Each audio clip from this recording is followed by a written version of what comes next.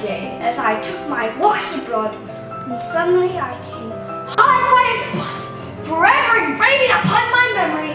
There I saw my friend, my best, my only beloved friend, murdered. I stooped down in sad fright, and I looked at him. I saw that his hands had been pierced with rough iron nails, and his feet had been rent in the same way.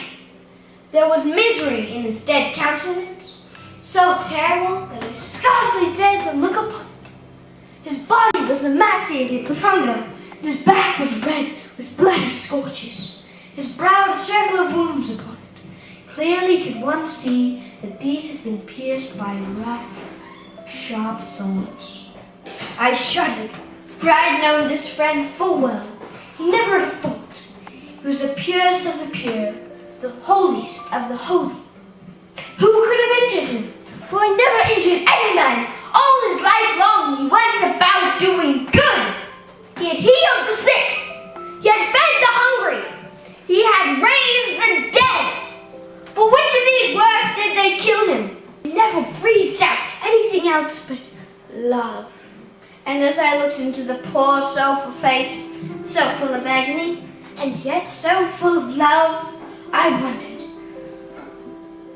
who could have injured him? For he never injured anyone. Who could have been a wretch so vile as to pierce hands like his? I said within myself, where can these traitors live? Who are these that could have smitten such a one as this? Had they murdered an oppressor, we might have forgiven them. But had they slain one who had indulged in vice or villainy, it may have been a murderer or a rebel, or one who had committed sedition, we would have said, bury his corpse. Justice has at last given him his due. But when I was slain, my best, my only beloved, where lodge the traitors? Let me seize them, and they shall be put to death. There be torment that I can devise. Surely they shall endure them all. Oh, what revenge, what jealousy I have felt. If I might but find these murders, what I would do with them.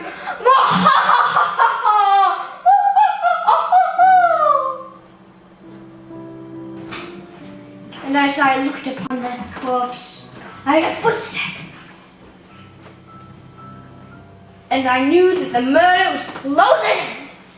It was dark, and I groped about to find him. But somehow or other, wherever I put out my hand, I could not meet with him. For the murder was closer to me than my hand would go. And alas, I put my hand upon my chest. I have thee now, said I. For lo, the murder was hiding within my own bosom, dwelling in the recesses of my inmost soul. Then I wept indeed that I, in the very presence of my murdered master, should be harboring the murder, and I felt myself most guilty.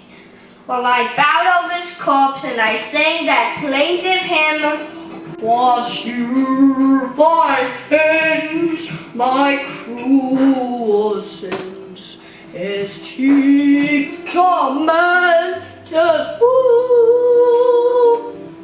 each of my crimes became nil, and unbelief thus be." My sins were the scourges which lacerated those blessed shoulders, and crowned those thorns, those bleeding brows. My sins cried, "Crucify him! Crucify him!" and laid the cross upon his gracious shoulders. His being led forth to die is sorrow enough for one eternity.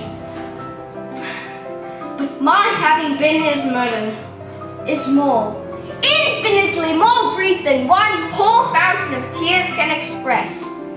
If Christ has died for me, ungodly as I am, without strength as I am, then I cannot live in sin any longer, but must arouse myself to love and serve him who hath redeemed me.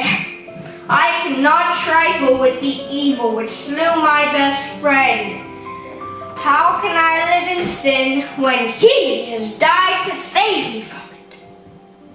Thank you.